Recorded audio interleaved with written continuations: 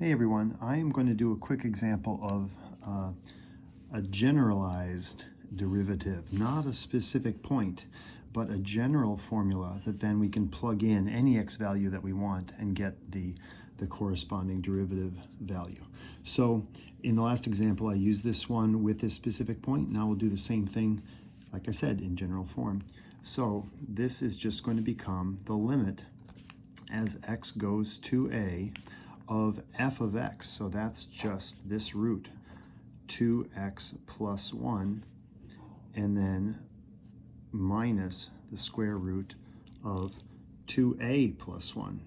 Okay, it's just, that's what f of a and f of x mean. We just plug in a and we keep x there, and we have x minus a. So we solve this in much the same way, but our conjugate is not with a number, it's with two radicals. So I'm going to multiply again by the number 1 that will get rid of those radicals. It's just going to be radical plus radical. And I could write in 2x plus 1 right there and 2a plus 1 right there, but I don't actually do anything with it because I know that when I FOIL this out, when I FOIL the numerators and I FOIL out the denominators, I will get a new fraction that will have no longer any, whoops, sneak the little limit in there, there's a limit, as x goes to a, and in the top it's going to be, when I multiply radical by radical, I'm squaring a radical, so of course that goes away, 2x plus 1, and then minus, and then it's going to be 2a plus 1. All right, what happened to the rainbow bits? The middle bits cancel out. That's why we do it with the opposite sign, so that they cancel. I am not going to write the FOILed version of the denominator. That is a big mistake. Just leave it as it is, and I'll be a little bit lazy. I'll just write it like this, okay? Now what happens in the numerator, when I bring in this minus sign, you'll see I get minus 2a minus 1. Well, plus 1 and minus 1 cancel, and I wind up with the limit as x goes to a of 2 times x minus a, right? Because it's 2x minus 2a. I factor out the 2. Down below is x minus a, and then my bottom half of that conjugate pair, radical plus radical, okay? Well, these will always give us something to cancel. And so my generic formula will then be 2 over, and what is these two radicals? It's just radical 2x plus 1 plus, and when x goes to a, I will be substituting x in for a, so then I get 2x plus 1, and I will have then 2 over 2 times the radical, which will cancel. All right, sorry, I'm running out of room, did not manage this very well, but my final formula in this case will just be 1 over the square root of 2x plus 1. That is the formula that will give me my derivative. And when I plug in 2, I would get then 2 times 2 is 4, plus 1 would be 1 over root 5. That would be the derivative value of that, okay?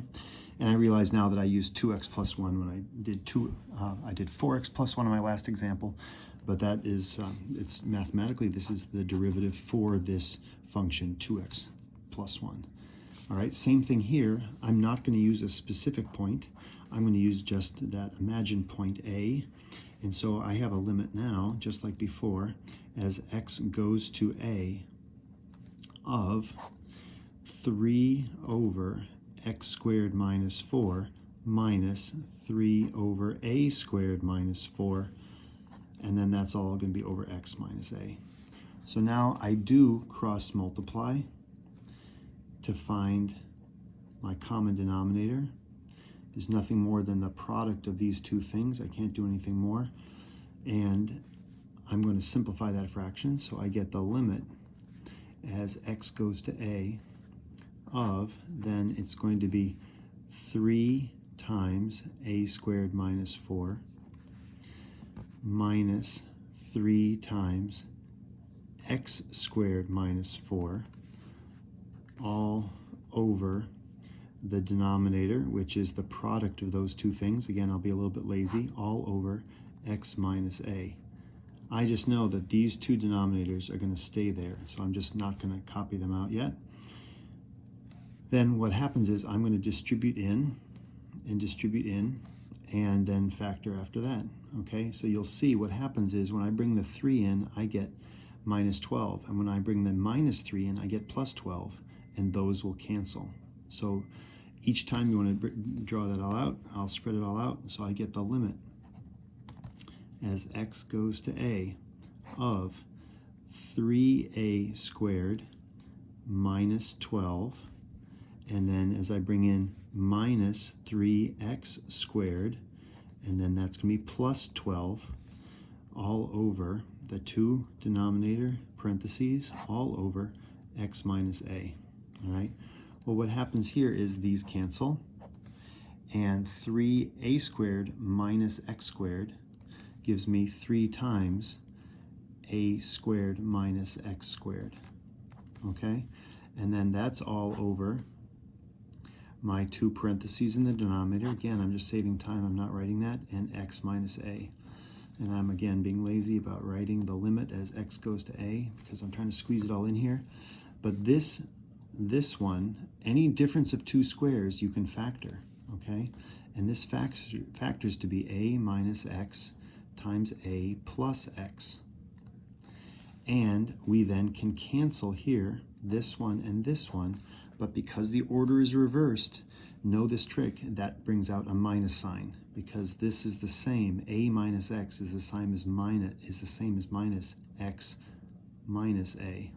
And indeed, that's what cancels and leaves me with the minus sign.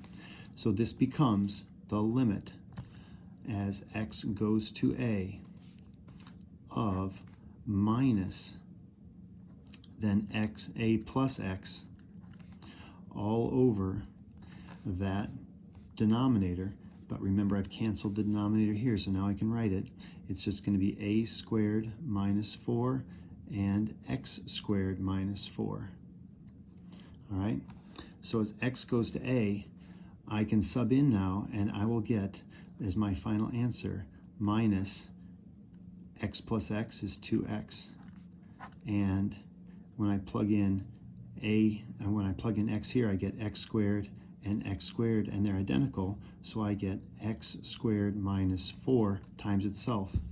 That is my formula at the end, and I could plug in my value at 1, and I would get 2 over negative 3, negative 2 over negative 3, and I would get 2/3 as I did in my other video if I were to use that formula.